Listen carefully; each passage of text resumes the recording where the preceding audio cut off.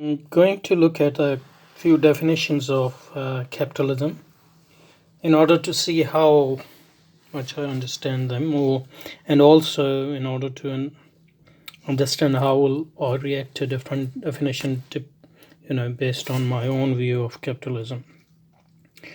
So I have, for this purpose, I've basically lifted a few definitions from one of the long footnote in Wolfgang Streeck's book.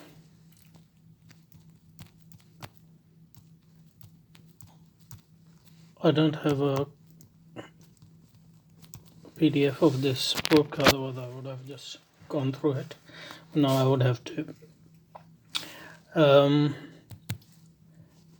So let's start with these definitions. The first one is from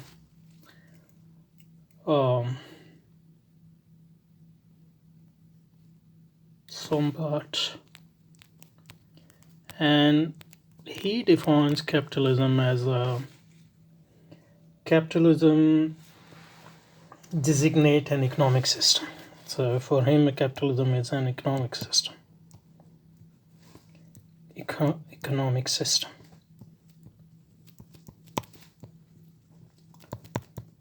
So for Schumpeter, capitalism is an economic system. We don't deny that. Now the other one is the rest is a bit, I think, more important. So it's an economic system which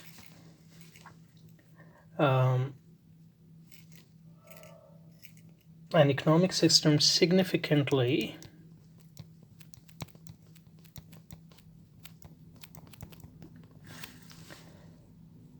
characterized. So that's the significance of.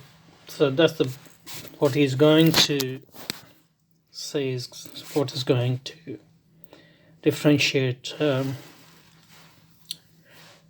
capitalism from other systems. So what is that? Significantly characterized by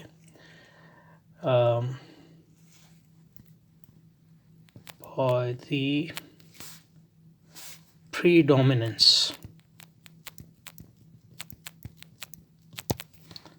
So not every economic system is capitalism. Of predominance of capital. So for somewhat, capitalism is an economic system. Capitalism is an economic system significantly characterized by the predominance of capital. Now, some might think that is a circular definition because he basically using part of capitalism in order to define capital. But I think it's a good way to define capitalism because capitalism is different from capital. I have a couple of separate videos on that. You can have a look. I'll put in description. So what is capital?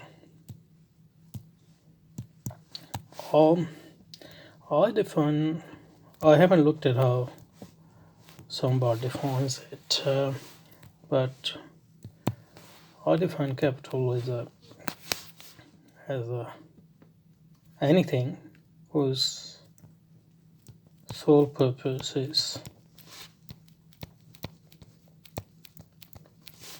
is to increase its quantity. So capital is basically anything which exists to accumulate itself. So accumulation for the sake of accumulation is what capital is.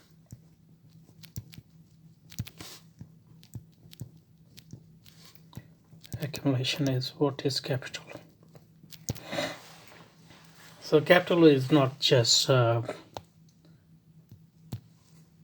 profit making. I mean, I don't call that capitalism profit. No, all businesses are based on profit making. But capitalism is a specific type of economy or economic system in which the sole purpose of economic activity is to increase the quantity of whatever we are doing business with or for, or we are producing something or selling something. The main purpose is to accumulate for the sake of accumulation. And this accumulation takes its purest form in money.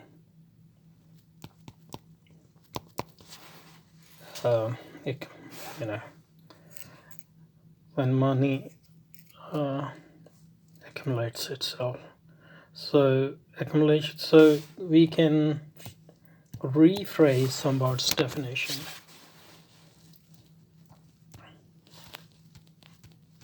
Capitalism is an economic system whose sole purpose is, or whose predominant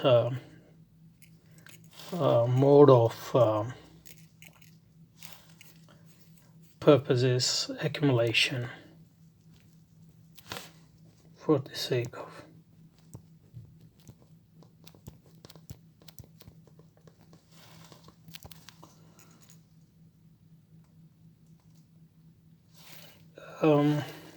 he goes on to say an economic system is a unitary, then he defines economic system, the unitary mode of providing for material wants animated by a definite spirit, regulated and organized according to a definite plan and applying a definite technical knowledge. That's the definition of economic system. So I'm not interested in that at the moment, but his definition of capital is as an economic system which exists for the sake, whose mode of operation is, or predominant mode of operation is accumulation for the sake of accumulation. The only quibble I have with this definition, for me, capitalism is not just an economic system. It is obviously economic system to start with, but it is also a system of life.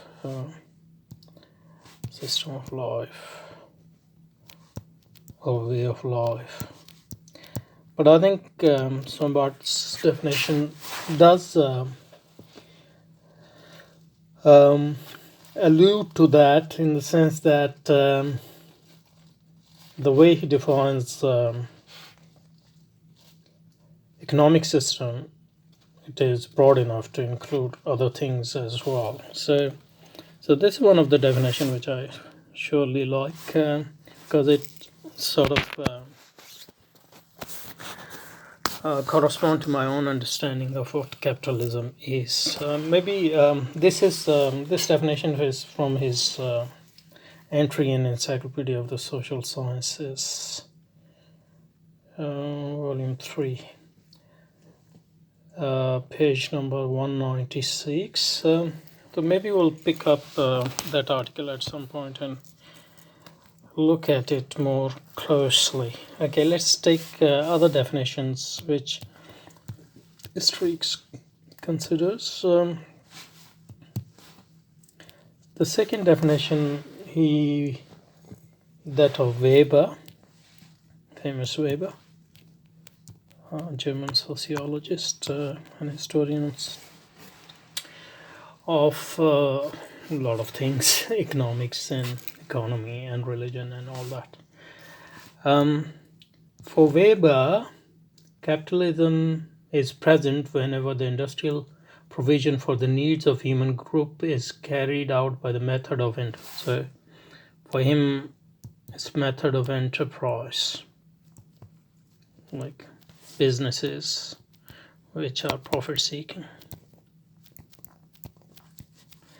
Method of enterprise, irrespective of what the need is. So the method of enterprise, that is profit-seeking ventures. So for Weber, that is capitalism. More specifically, a rational capitalistic establishment is the one in which capital accounting. So for him, the capitalist establishment or a business, firstly, it's for profit seeking, but what it actually is specific capitalist establishment or a business is a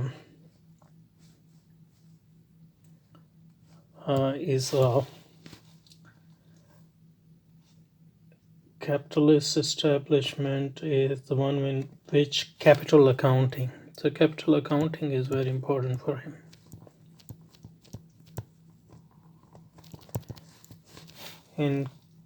Can that include the more income yielding power calculating method of modern bookkeeping? So modern bookkeeping. So these are basically the methods that enterprise uses. So these are tools,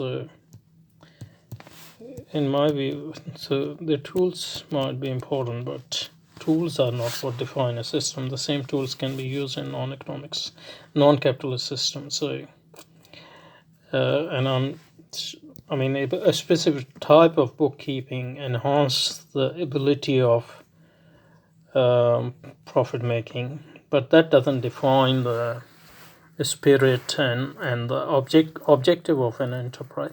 And as I said, profit seeking as such, for me, doesn't define capitalism.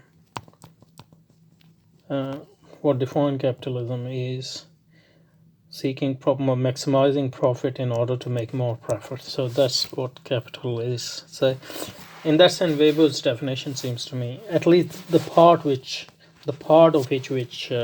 is quoted by Streak, and he quotes it from General Economic History, which was published in 2003 by New Brunswick, New Jersey Transaction Publisher, page 275. So this is not a very good definition, at least the way it has been quoted here. Okay, the third definition is by, he quotes is from Schumpeter.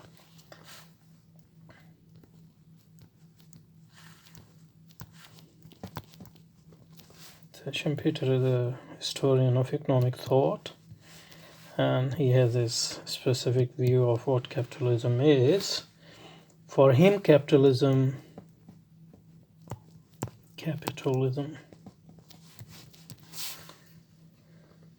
is that form of private property economy. So economy based on private property.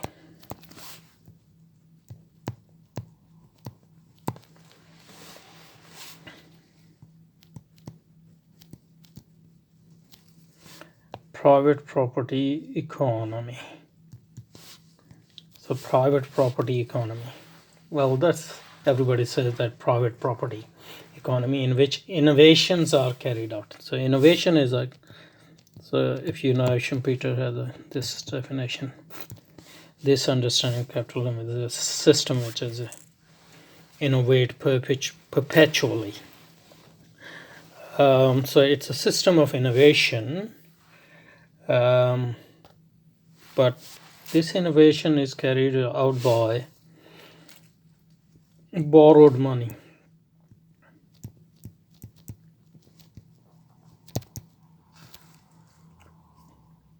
Means of borrowed money.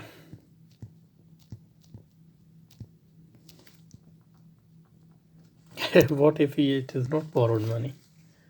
What if government does it? Then it's not capitalism. It doesn't seem very good definition to start with, which in general, though not by logical necessity, implies credit creation. Okay, so capitalism is a private property economy. This whole definition is not very good, because as far as I'm concerned, capitalism actually abolishes private property in the long run anyway, because private property if really you're talking about really private property, then it's a property which I can do whatever I want. But capitalist private property is a property whose sole purpose is to accumulate or increase itself, and if it doesn't increase itself, then it's going to fail. It's going to be thrown out of the circulation or the system. And innovation, that Schumpeter thinks that capitalism is a great innovator, and Marx thought that too. But if you compare it with Marx, both Schumpeter and Marx think that innovation is a key factor in capitalism, because it's always thinking about new methods for accumulation.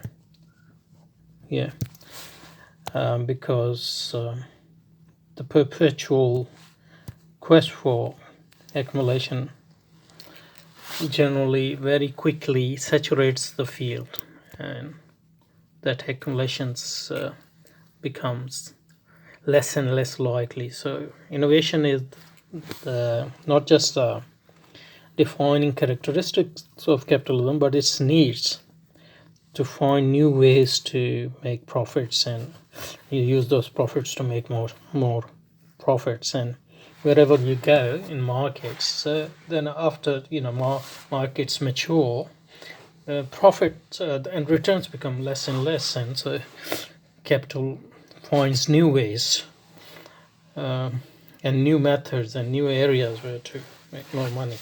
So in that sense, and obviously in Communist Manifesto at the start, Marx and Engels talk about the innovative character of capitalism, how it destroys all that is solid into thin air, etc., etc. So that's a very familiar story, innovation, but there are two aspects to it. First is innovation. Capitalism is specific. So innovation not per se, but innovation to make more profits. So you can accumulate more profit, etc. So it's a particular type of innovation. So not innovation. That's what. And the second thing is, since the real purpose is to make profit, so you can make more profit. Not all innovations are actual innovations, but there are a lot of innovations, like, for example, human resource management these days, like depressing wages, for example, as a means which has been used in neoliberal economies increasingly since the end of 70s, 80s. So depressing wages and making it into a science of human resource management, and making fancy techniques, etc. So they call them innovation, but they are not really innovation. They are basically retarding and anti-innovative techniques, really, to stop anything alternative emerging. And basically,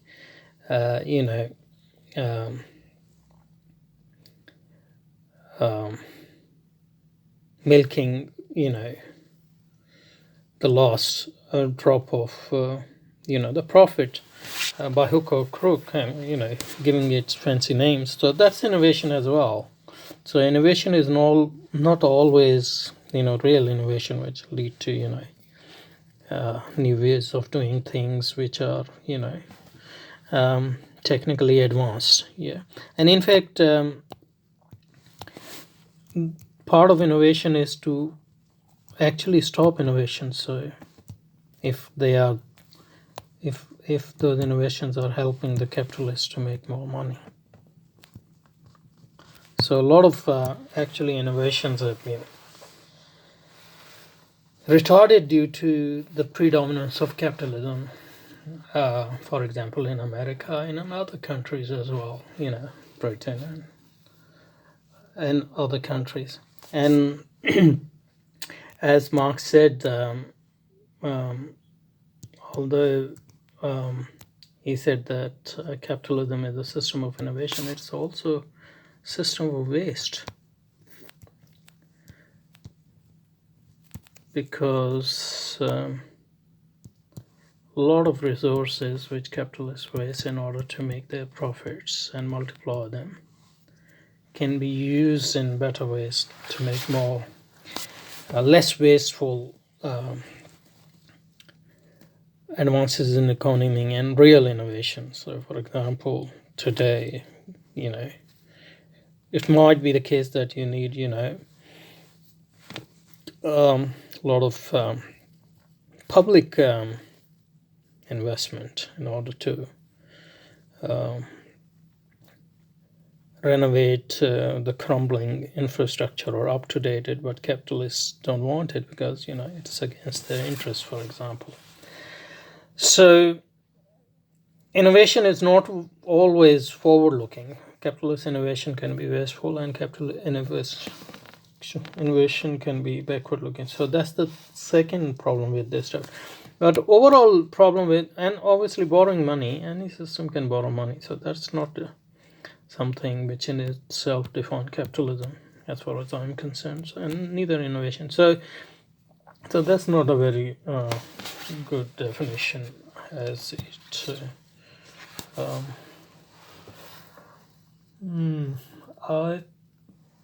and then he has Keynes's definition, and probably we will stop at that. Keynes, John Maynard Keynes, definition is capitalism is a system. The essential characteristic of capitalism, essential characteristic of capitalism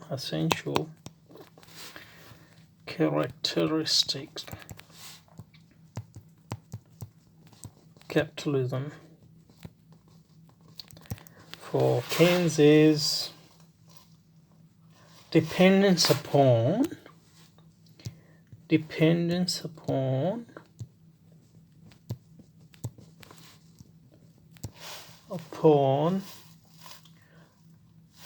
an intense appeal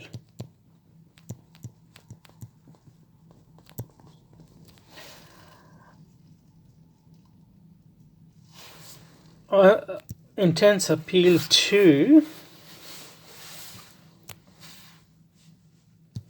the money making and money loving, that is greed loving instincts of individuals as the main motive force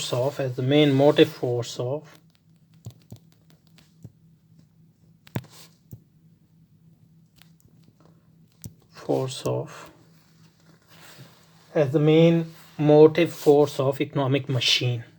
I think that's a very good definition. So capitalism is an economic system in which you need an intense money making and money loving motivation on parts of individual in order to run that machine. So you always need intense money making and money loving. So you need these instincts, which are greed and avarice, and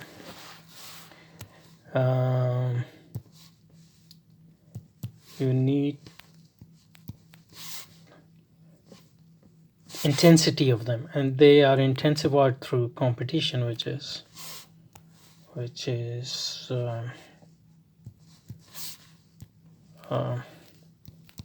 jealousy and covetousness. and so that's important, because those are the intense money making and money loving instincts, and their intensification, which makes possible accumulation for this sake of accumulation and economy. But the problem with this definition, or the shortcoming, that it doesn't mention the society and state, because you need a capitalist society and capitalist state to keep that intense money loving and money making instincts and reproducing them constantly. You can't have without capitalist society and capitalist state as well. So I think these were all good definition mostly, and we learned quite a bit from them. Okay, I think I've left a few, or at least one or two, so I'll pick them up if they have any juice in them next time.